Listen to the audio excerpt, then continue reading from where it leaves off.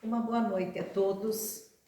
Sejam todos muito bem-vindos para mais uma noite de aprendizado e de entendimento da doutrina espírita. Então, para nós iniciarmos os trabalhos da noite de hoje, a mensagem para o dia 20 de outubro diz assim: não critique. Os outros têm razões que você desconhece. Compreenda. Talvez de quem você exija um sorriso só possa dar tristeza. De quem espera uma providência só pode aparecer atraso. De quem quer um esclarecimento só possa vir silêncio ou negação. O que se sabe sobre os outros nem sempre é verdadeiro. Pode o acusado ser inocente, o bom ser mal falado e o amigo ser um adversário. Não julgue mal. Mostra elevado espírito quem, podendo criticar, prefere compreender. Então, essa mensagem nos diz que antes de nós julgar, de nós criticar, apontar o dedo, já julgando e condenando, nós precisamos compreender. Nós não sabemos das dores que cada um carrega. As pessoas mostram para nós aquilo que elas querem. Então, nós não devemos sair julgando e dizendo, o fulano é isso, é aquilo. Eu não sei. Então, que a gente tenha esse cuidado de não ser o juiz, o carrasco, que julga, condena, prende. Que a gente saiba ter misericórdia e compreensão. Se eu tenho dores, por que o outro não? Então, que a gente saiba fazer essa análise. E muitas vezes a pessoa é sim culpada, a pessoa poderia fazer diferente, mas quem somos nós para condenar? Podemos silenciar, é uma forma de caridade. As verdades se revelam, as mentiras não se sustentam, independente de nós abrir ou não a boca. Então pensemos nisso nessa noite, antes de nós iniciarmos então o Evangelho. E assim, eu convido os irmãos para nós fazermos a nossa prece inicial dizendo: Pai amado, Espíritos de luz, nosso Mestre Jesus, que nos acompanham, que nos abençoem, que nos intuam, estejam presentes, iluminem nossos pensamentos, nossos sentimentos e nos auxiliem a sermos mais compreensivos e não termos sempre o dedo apontados como carrascos e julgadores. Que saibamos ficar em silêncio, fazer preces e olharmos para o outro como o nosso irmão. Te pedimos, Senhor, que abençoe em tua Cleci, que vai trazer a mensagem do Evangelho para nós na noite de hoje, e a cada um de nós, e a todos que trazemos em nosso coração. Fica conosco, Senhor, agora e sempre. Que assim seja.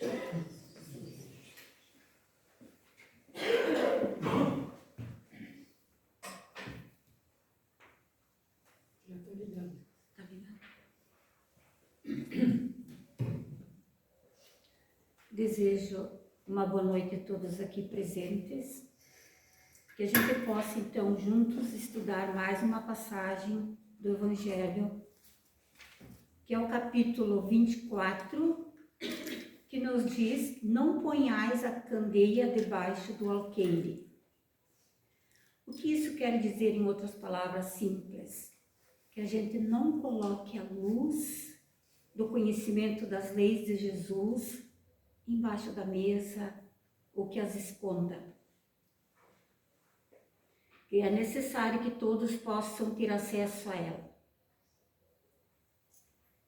Então hoje é o item 11 e 12 que nos diz: não são os que gozam de saúde que precisam de médico. Então vou ler a passagem de São Mateus, capítulo 9, versículo 10 a 12. Aconteceu que, estando ele à mesa em casa desse homem, na casa de Mateus, vieram muitos publicanos e pecadores e se assentaram à mesa com Jesus e seus discípulos. Os fariseus, vendo isto, perguntaram aos discípulos: por que come o vosso mestre com os publicanos e os pecadores? Ele, ao ouvir o que diziam, respondeu: não são os que têm saúde que precisam de médico, e sim os doentes. E depois, e aprendei o que significa: misericórdia quero e não sacrifício. Com efeito, eu não vim chamar os justos, mas os pecadores.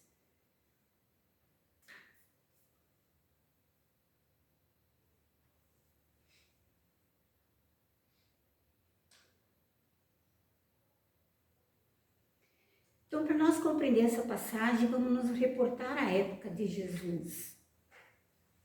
Nós pensarmos nisso nos dias de hoje é diferente do que quando aconteceu. Porque Jesus era criticado ao sentar à mesa com publicanos e pecadores. Quem eram publicanos e pecadores e quem eram os fariseus? Então, os publicanos eram os cobradores de impostos a serviço do Império Romano. Eram os próprios judeus que estavam cobrando impostos dos judeus. Então, eles eram odiados por serem vistos como traidores que colaboravam com os opressores e exploravam o próprio povo. A má reputação se agravava porque muitos eram desonestos, cobrando impostos em excesso para se enriquecerem. Apesar disso, Jesus conviveu com publicanos e escolheu o publicano Mateus como discípulo. Os publicanos, eles eram excluídos das sinagogas pelos fariseus e outros religiosos, que os viam como pecadores. Então, olha que interessante. Os que mais estavam necessitando dos ensinamentos de Jesus, porque segundo os fariseus, eles eram pecadores, então eles não tinham acesso, eles eram excluídos, eles não podiam frequentar as sinagogas. E quem eram os fariseus?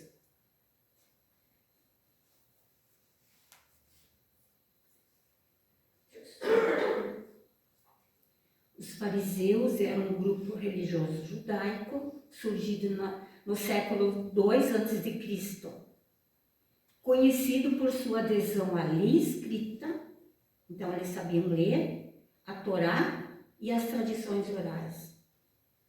Embora eles fossem muito adorados pelo povo por sua devoção aparente, os fariseus são retratados principalmente como hipócritas. Eles eram focados em observar as regras externas em vez da justiça, misericórdia e fé.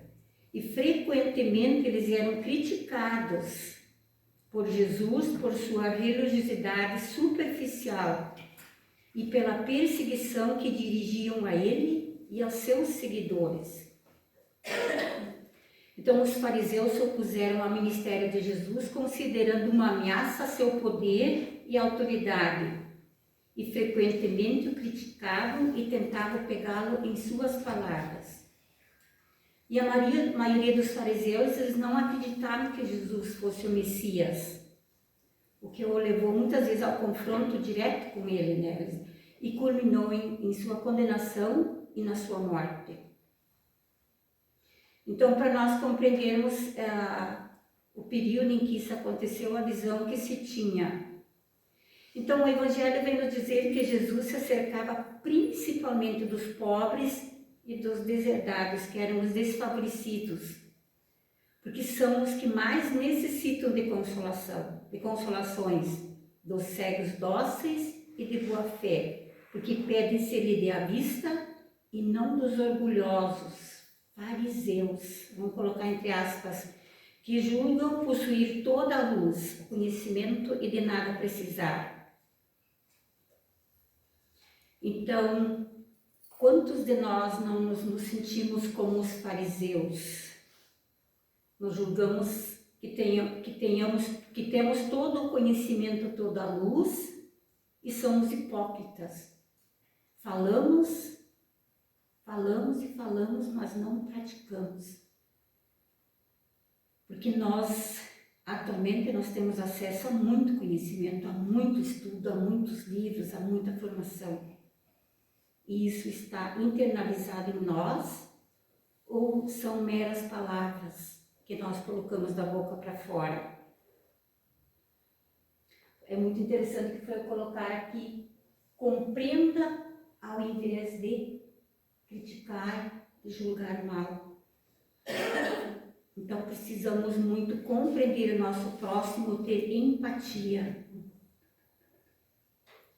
Então vamos voltar à fala de Jesus. Não são os que gozam de saúde que precisam de médico. Então vamos buscar o conceito que Emmanuel nos traz no livro Consolador, na questão 95, para que a gente possa compreender se nós nos enquadramos nos sãos ou nos enfermos. Se eu saber o que é saúde, eu posso meditar no íntimo do meu coração sobre o quanto de saúde ou de são, no caso de saudável, eu estou, ou de quanto distante ainda eu estou dessa saúde. Então a pergunta é assim: em face dos esforços da medicina, como deveremos considerar a saúde? Emmanuel nos responde: para o homem da terra, a saúde pode significar o equilíbrio perfeito dos órgãos materiais.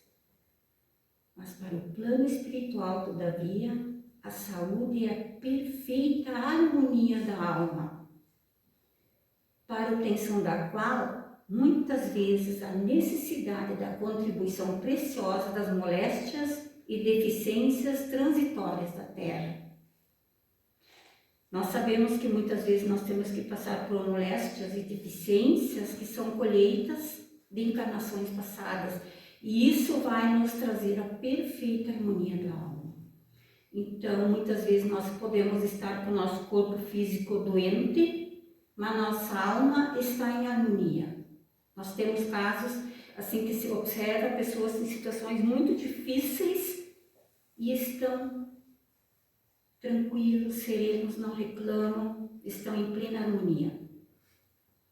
Então, nessa passagem, Emmanuel nos convida a analisar como o ponto de vista do espírito, diferente do que nós costumamos fazer. E o que é a harmonia da alma? É o seguimento, o entendimento da lei divina. A lei divina ou a lei natural é o eixo estabelecido pelo Criador. Desde o momento da criação, são leis eternas e imutáveis, e são elas que regulam a harmonia e equilíbrio do universo, das criaturas, de modo que tudo que dessas leis se afasta, dessas leis que tanto regem o corpo, a matéria, regem também a vida moral, leis espirituais, leis morais, são essas leis que podem ser resumidas numa grande lei que define o que é equilíbrio, o que é harmonia. Então, quando nós seguimos as leis divinas, que é a lei natural, nós temos o equilíbrio e a harmonia.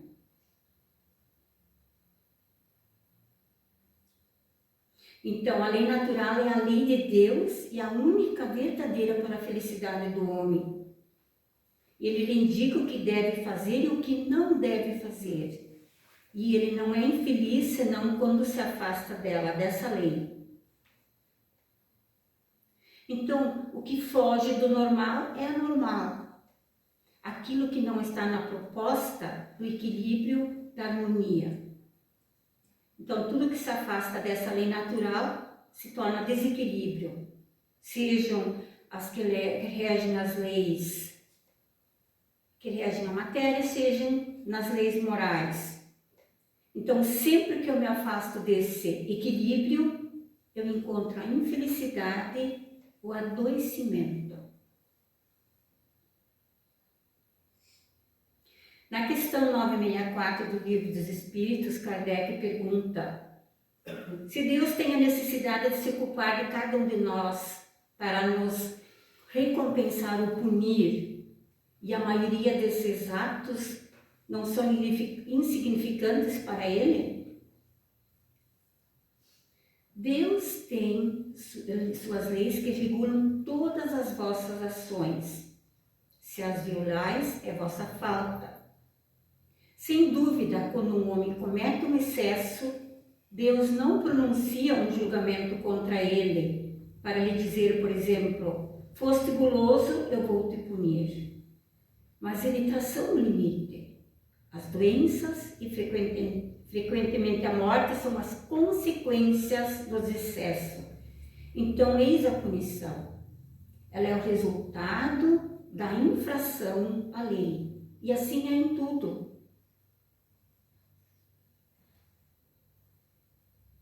Então, agora nós podemos compreender porque Jesus traz essa fala e em que contexto. Ele estava diante de alguns que não se consideravam enfermos e tinham extrema dificuldade para com aqueles que mais claramente estavam enfermos. Então, quantas vezes nós não nos consideramos enfermos e não conseguimos, nós, dentro do nosso orgulho, não nos sentimos enfermos. Nós estamos falando não só do corpo físico, mas principalmente do espiritual. E temos extrema dificuldade de compreender mais claramente aqueles que estão enfermos. Então, como eles não queriam aceitar que Jesus fizesse a refeição com os cobradores de impostos, com os pecadores. Seria da mesma maneira como se nós, nos achando melhores que os outros, não admitíssemos que outras pessoas entrassem aqui para escutar os ensinamentos de Jesus. Ou como se nós não nos dispuséssemos a auxiliar aqueles que não frequentam, que não seguem o nosso entendimento dos ensinamentos de Jesus, que tem uma religião diferente da nossa. Então, Jesus era acompanhado muito perto dos doutores da lei, dos rabinos, dos fariseus, e eles tinham uma série de restrições em relação a Jesus, principalmente pelas algumas posturas que ele tinha. Então, contrariava o entendimento da lei que eles tanto seguiam. Então, eles eram mais preocupados com o exterior do que com o interior. Jesus curava no sábado e isso incomodava eles profundamente, porque na norma deles isso não podia ser feito. Deveria ser consagrado ao descanso e não era para curar doentes. Então, eles seguiam regras, mais preocupados com as regras do que o trabalho de compreensão, de amor, de perdão. Então, o puro não poderia estar junto com o impuro.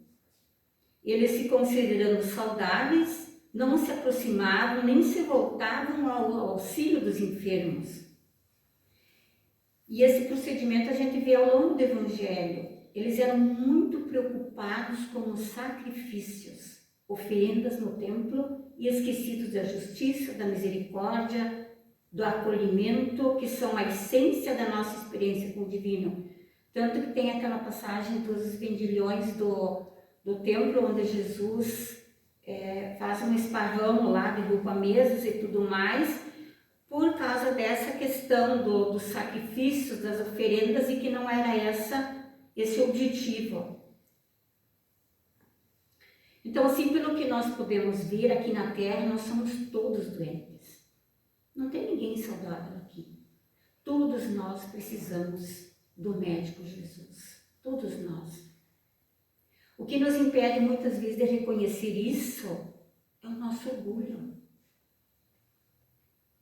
Pois conhecimento nós temos.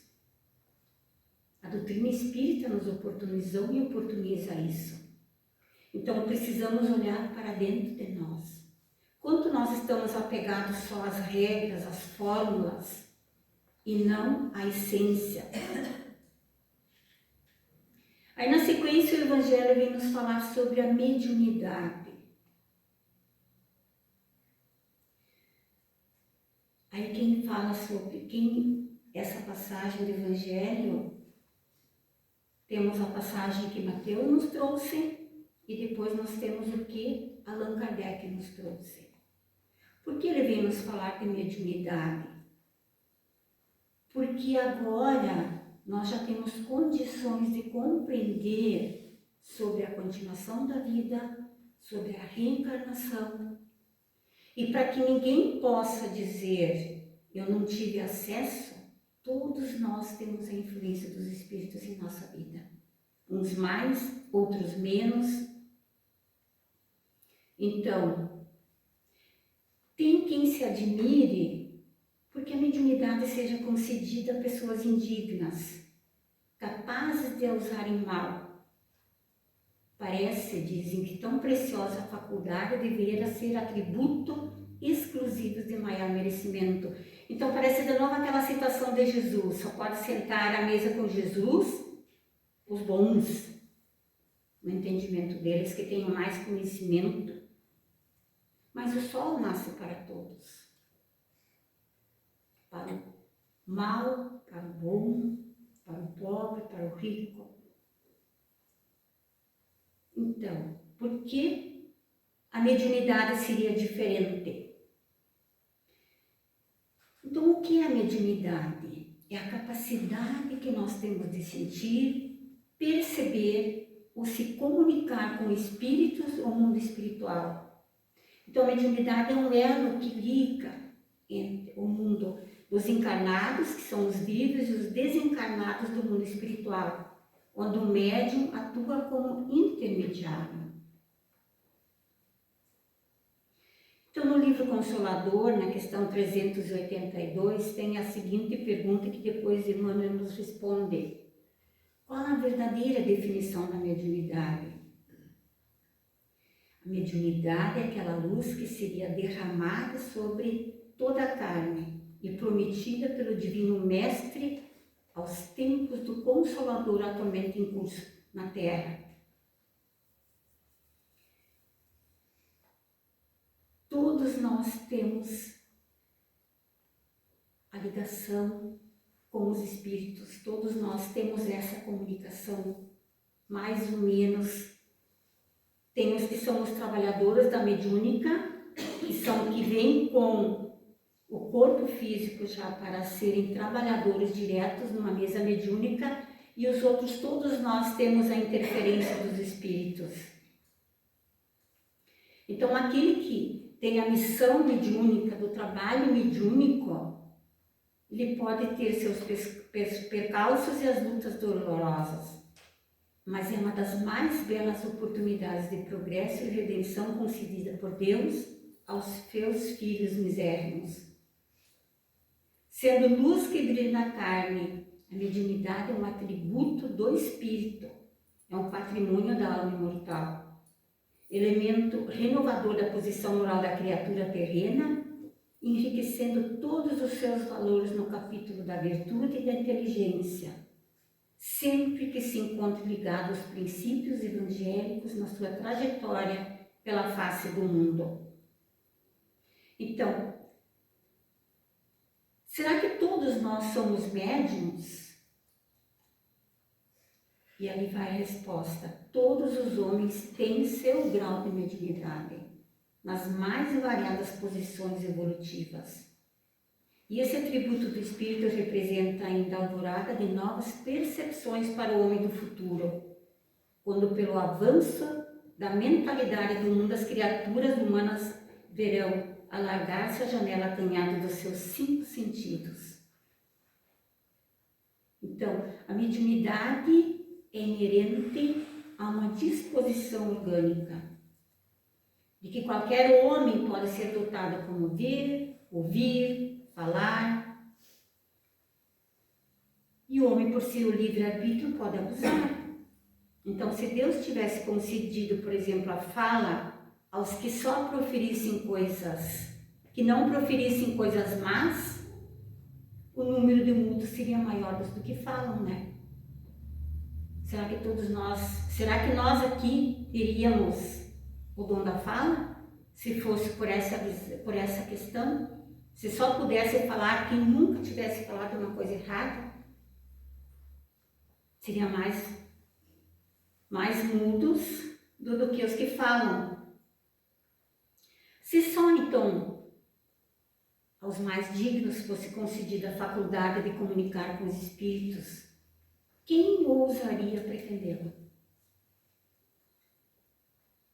E onde fica o limite entre a dignidade e a indignidade?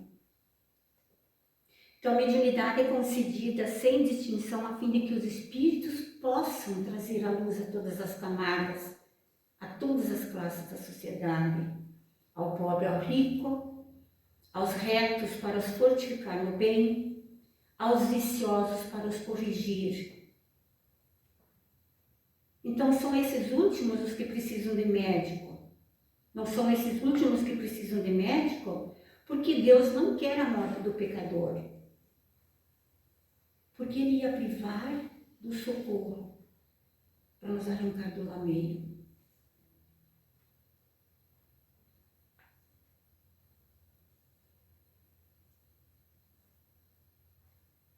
Poderá desculpar-se com a sua ignorância quando ele haja mesmo escrito com as suas mãos, visto com os próprios olhos, ouvido com os próprios ouvidos e pronunciado com a própria boca a sua condenação? Então, os trabalhadores da mediúnica, que têm esse contato direto, como eles um dia vão dizer que ignoravam isso? Se eram eles que escreviam, se eram eles que falavam, ouviam. Não tem como dizer que não tinham conhecimento.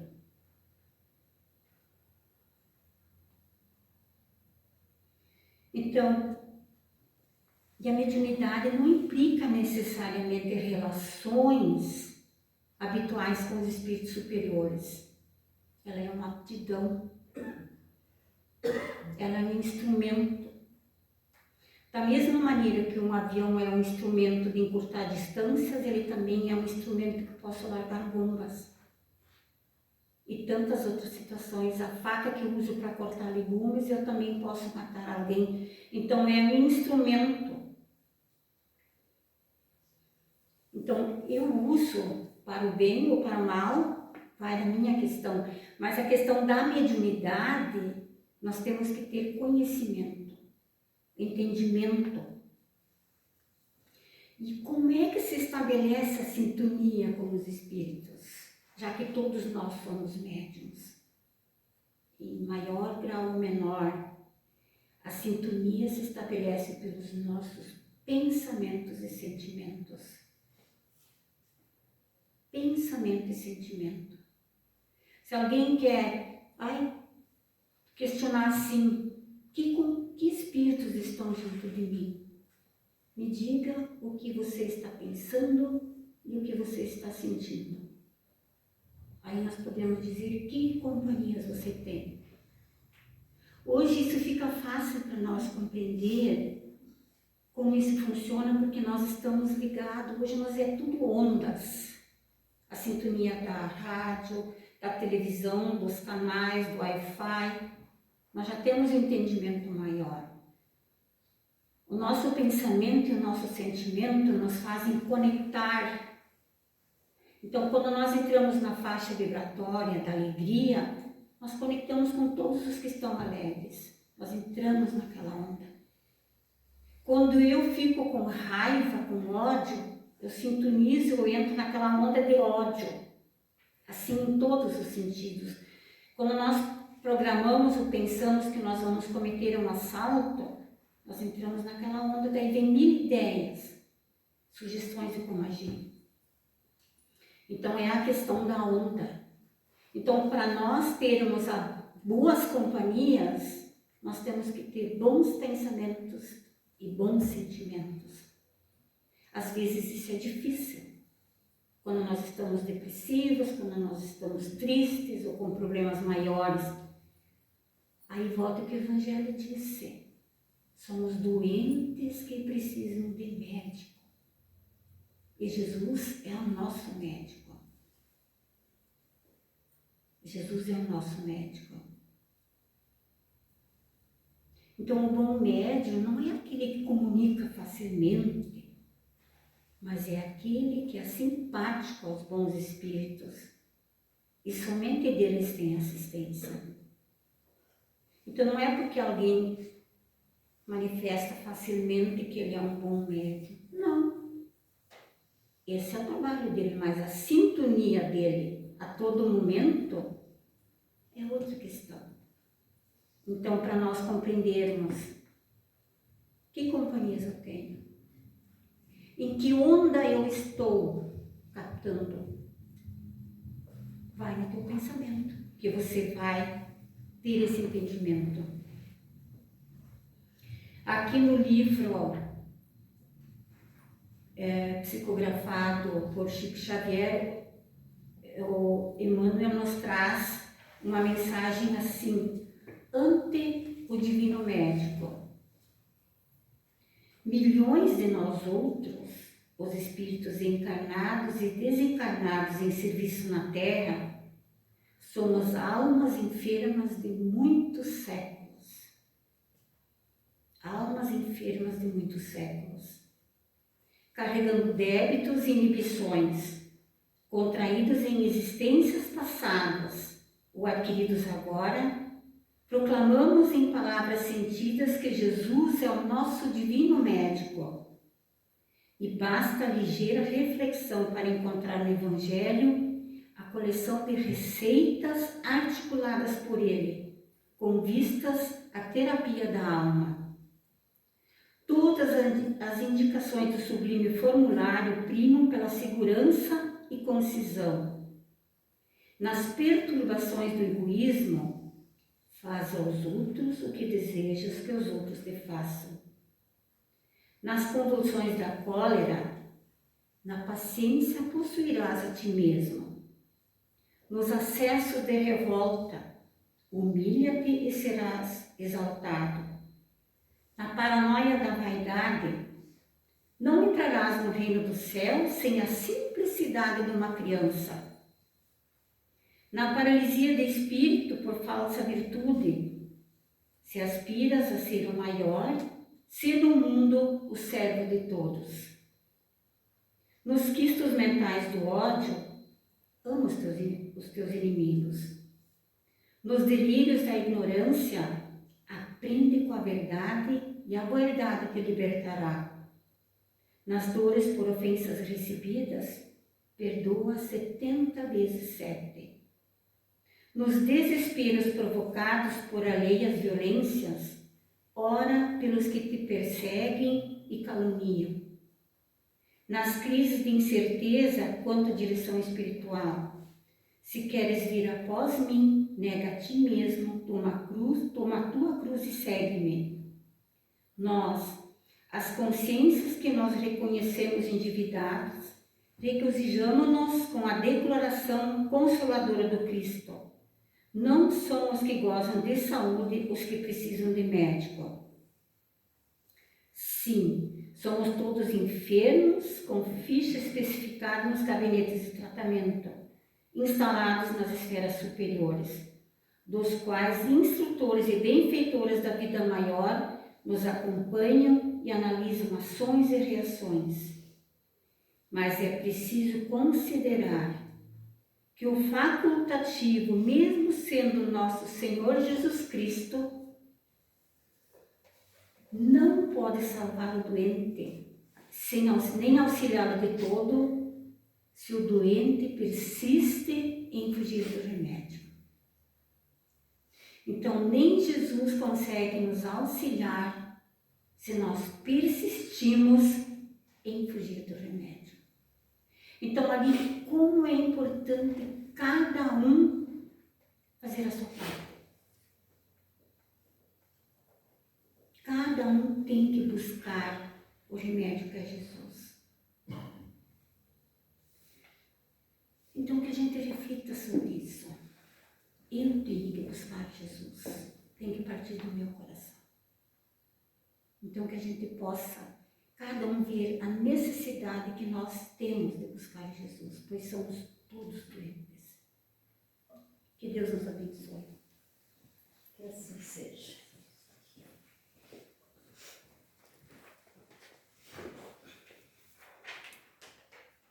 Então, meus irmãos, refletindo sobre essa questão da doença, da mediunidade, da nossa capacidade ou não de buscar o remédio e ao mesmo tempo ter o entendimento de que a vida segue, nós queremos trazer para vocês um pouquinho do que aconteceu no Congresso Espírita neste final de semana na capital do Rio Grande do Sul. Então aconteceu o 13º Congresso Espírita. Isso tem acontecido. O segundo foi em 1951, aí passaram alguns anos sem, posteriormente voltaram, e esse final de semana foi o 13º. Em homenagem, então, o tema do congresso foi a impermanência e a imortalidade do espírito, falando sobre os 160 anos de publicação da obra O Céu e o Inferno, uma das obras básicas da doutrina espírita. Então, esse livro que não é tão estudado, não é tão conhecido, ele traz inúmeras reportagens de espíritos, né, de pessoas que desencarnam e do outro lado contam numa mesa mediúnica como é a passagem e a vivência no mundo espiritual pós a morte do corpo físico. Então o tema nos alertou muito, todas as palestras nos alertaram sobre o quanto o nosso corpo é passageiro, e aí nós podemos findar esse nosso corpo muitas vezes porque nós estamos doentes, seja físico, emocional, mental, espiritual, e não buscamos esse remédio, ou muitas vezes a gente não se dá conta, acha que isso tudo aqui, tudo que existe é isso, quando na verdade não é. Então, diferentes palestrantes, né? Tinha palestrantes de São Paulo, Rio de Janeiro, Mato Grosso, Goiás e Rio Grande do Norte, falaram em torno desse tema, que é impermanente, ou seja, o nosso corpo não vai durar para sempre, mas o nosso espírito sim. E lá eles conduziram de uma maneira muito clara e fazendo nós pensar que tipo de espírito ou espírita eu sou. E nós encontramos dentro daquele público, em torno de 2.000 pessoas tinham lá, entre congressistas, palestrantes e voluntários trabalhando, em torno de 2.000 pessoas. E nós encontramos de tudo. Pessoas espíritas que furam a fila, que não têm respeito, ou deixam o celular ligado durante as palestras. Mas essas são exceções. A grande maioria das pessoas que estavam lá foram pontuais, respeitaram o silêncio, e isso mostra que meio que devagar nós estamos evoluindo. Falando em espíritos imperfeitos, um dos palestrantes nos autorizou a contar uma história que eu quero partilhar com vocês. Isso mostra que nós que estamos aqui trabalhando não somos perfeitos. Cada um de nós tem as suas mazelas, as suas doenças, que nós estamos nos burilando, assim como quem não vem aqui na frente falar. A gente tem uma campainha. Quando eu cometo um engano, um erro, ela grita. Mas ainda não somos perfeitos. Então a história conta que uma senhora trabalhadora de uma casa espírita, palestrante, passista, trabalhava na mesa mediúnica. Ela havia acabado, terminaram os trabalhos na casa, tarde, já da noite, e ela foi para o ponto de ônibus, para pegar o ônibus para ir para casa. De repente ela viu que o ônibus vinha vindo, ela pôs o braço assim, atacou, e o ônibus não parou.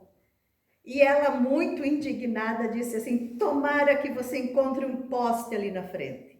Quando ela faz isso, ela viu que havia várias pessoas que ela havia acabado de dar passe, estavam ali olhando para ela. E ela se corrigiu imediatamente e disse: mas que você consiga desviar e siga de boa. Então virou uma situação assim, e isso acontece com nós. Muitas vezes as situações acontecem no nosso dia a dia e nos tiram do sério.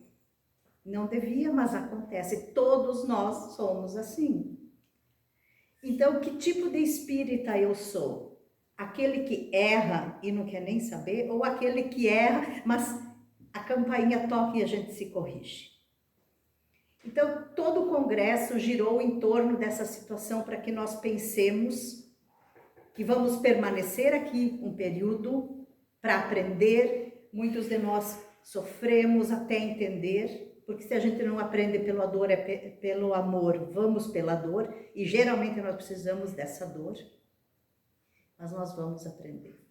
Então, que a gente possa compreender isso, aproveitar essa encarnação, porque a vida, apesar dos pesares, ela é maravilhosa. Então, que a gente tenha esse entendimento. Também uma frase que eles falaram muito é: fora da caridade não há salvação, mas também fora da vontade não há solução. Eu preciso ter vontade de mudar, ter vontade de fazer, ter vontade de alterar aquilo que eu estou vivendo. A atitude tem que ser minha. Porque a água que afunda um barco não é aquela que está fora, é a água que está dentro. É isso que me adoece, é isso que não me deixa mudar. Se cada um quiser mudar aquilo que é hoje, tem que tomar uma atitude, tem que buscar uma solução. E outra coisa que eu quero compartilhar com vocês é esse livrinho, que estava sendo vendido, dentre outros tantos lá. É um livro Esperançar. Foi editado pelo espírito Amazonas Hércules para César Braga Said.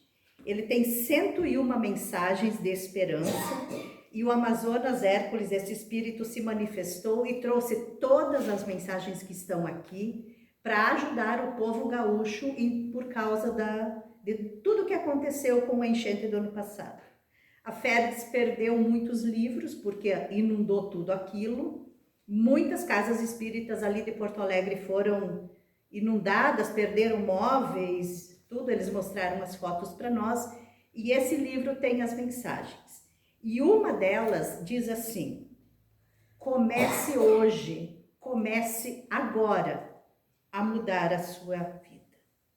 Qualquer pausa ou qualquer impulso pode te levar adiante. Haja agora. Então, compartilhando isso com vocês, porque foi um momento muito importante. A gente aprende muito e traz uma luz muito, muito especial. E nós preparamos uma reportagem sobre isso tudo, uma manchete, que vai sair no jornal na próxima, dessa semana agora. Então, quem tem acesso, tiver vontade e curiosidade, pode ler, que a gente vai enviar, então, isso tudo para o jornal. Então, eu queria partilhar isso com vocês, porque são situações, são momentos, são coisas muito importantes. Então, com esse sentimento de gratidão, com o sentimento de compreensão, eu convido a todos para nós fazermos a nossa prece final.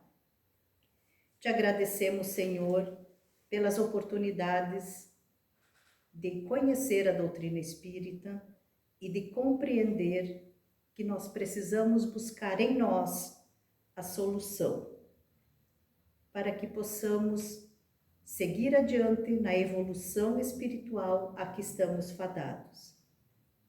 Que tenhamos força e coragem para dar o primeiro passo e que sigamos firmes na caminhada.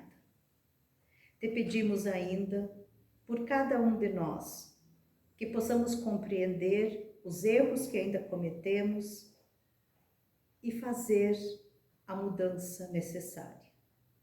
Te pedimos que fluidifique a água, abençoe os passistas, abençoe a nossa casa, também abençoe e conceda a cada uma das pessoas que tem seu nome na caixinha, na entrada desta casa, aquilo que precisam e necessitam, seja para o seu corpo físico ou seu corpo espiritual. Enfim, Senhor, te pedimos e te agradecemos por tudo que somos, por tudo que temos e por tudo aquilo que nós devemos ser. Fica conosco, Senhor, agora e sempre.